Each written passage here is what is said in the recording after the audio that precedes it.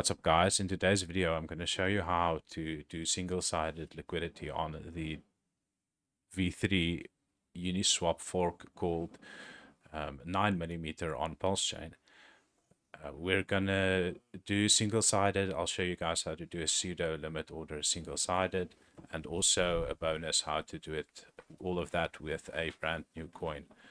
And it is a good learning experience and probably the best way to explain this. So I've gone ahead, and don't buy this coin because I'm going to pull the liquidity afterwards. It's probably going to be gone before you get to it. So I created a coin called test on gopulse.com, and we're going to go ahead and add liquidity to that.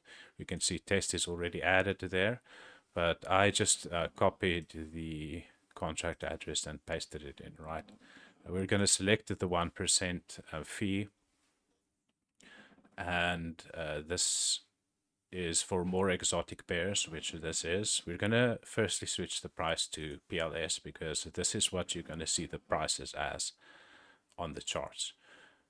And what we need to do now is to get a ratio of PLS to test, which gives you the price, and we want to get to about 400,000 PLS because that is only what is in this account, and this is my public ENS address. Okay, so let's start with the ratio here just to get things started, and we select the full range. For the initial V2 pool needs to be full range, so that you can then create V3 pools on top of that.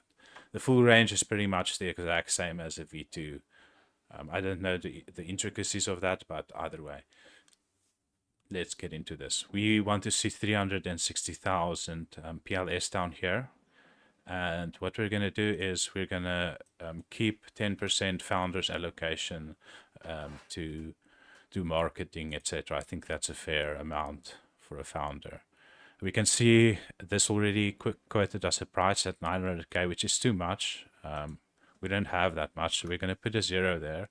And now we have to change the 1 to a up, so the USD value of PLS increases. I put it on a 4, so we can see that we're at 35,000 here.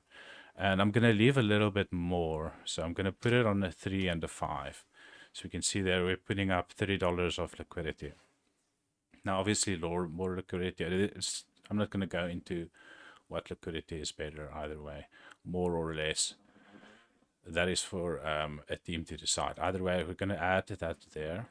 But this is just for a test and for an explanation on how to do this yourself. So this is the V2 liquidity that we're adding now.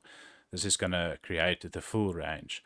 And then after that, on top of that, we're going to create a single-sided pool with the 10% founders allocation. So so this is going to exit them over time. It could happen very, very quickly, and you can decide how wide that selling V3 order should be. I'm just going to speed this up so we can get to it. Okay, while that goes through, let's go see if we can start. So unless that V3 gets created, we're not going to be able to create a V3. So we need to wait for that order to execute. There it goes through. We'll select 1. And our position will appear here. So it will take some time for it to update. And firstly, what we always do is we switch the price to PLS. We're in the 1% tier because that's where the liquidity was created. And you can see 90%, or you're not going to see with the naked eye, but 1% of the supply is gone. And you can see that the liquidity has been added, right? So what we're going to do here is we've selected 1%. And now we're going to change the price, and hopefully, you see, as soon as I pressed, so here the screen appears, it just takes a little while to appear. What I did is I moved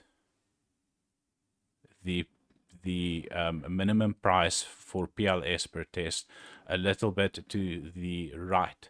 So you can see, and this is what you want to see. It doesn't matter about price. You really don't have to look at this pool up here.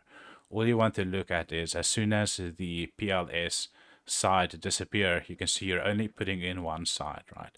And we want to put in all of our supply that we had. And we're just going to remove the decimals here. So this is 10% of the supply that we want to sell. We can see that this is the current price here, 999621. The Dex Screener probably and your Block Explorers or your Dex tools probably won't display prices unless there's trading happening. So it's not important for what we're doing now. Either way, the range is set here. We can see if we move it to the left a few times.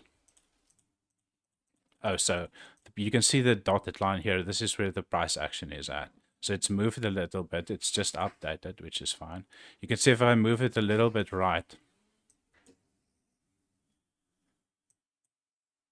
So it's a little bit buggy here right now.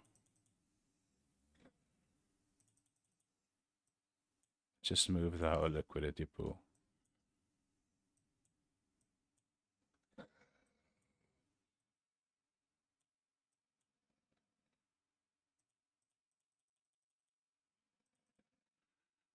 Okay, let's try another way. Maybe move it closer together to each other and then do it slowly. Okay, let's do it from the start. So we can see this is our original LP that's there.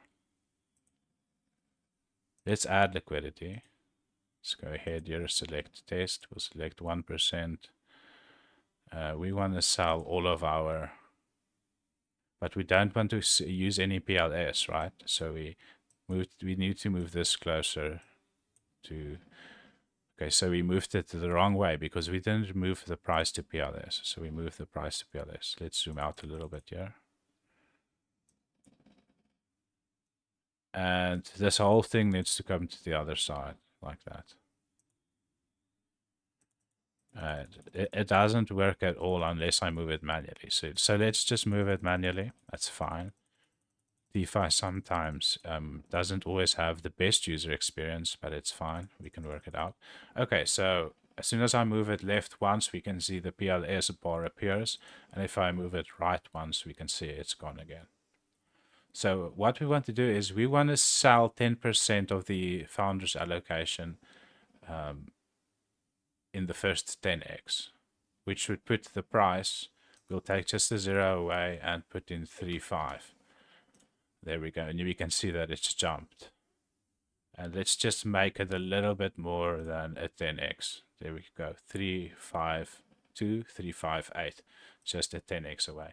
And we can zoom out and see that whole liquidity pool. So we can see that's a 920. That's almost a 10x. Otherwise, I just took a 0 away. So we're going to sell all of our allocation, and you're going to see, remember what I said, the only thing that's important is that you don't see the PLS side of the liquidity pool, or whatever the other side of the liquidity pool might be. And just like that, we will add it.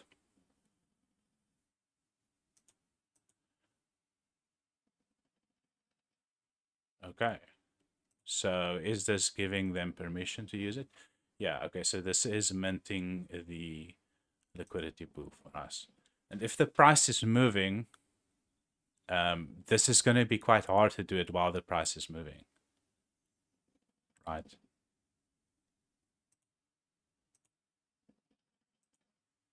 So you're probably going to have to start it a little bit further away. Let's speed up that transaction once more.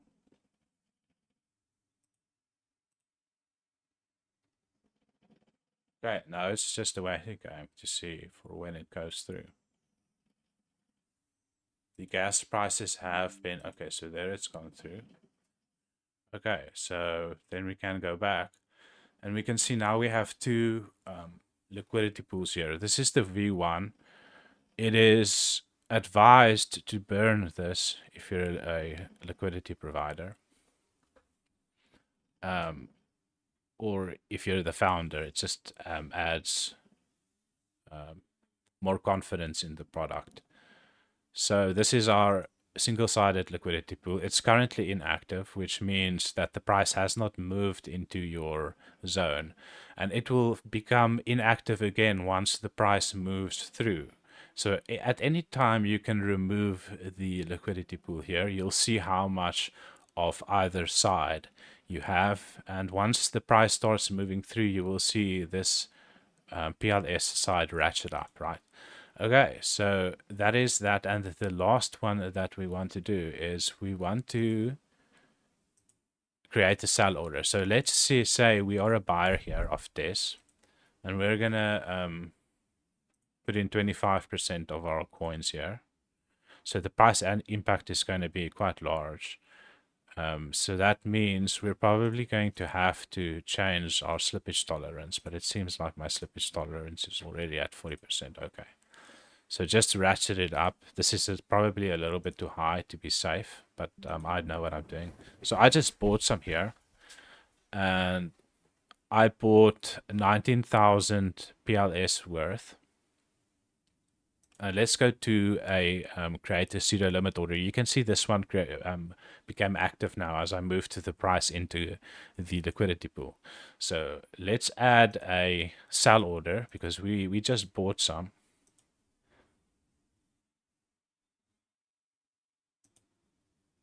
Right, this we put it the ones selected the 1%.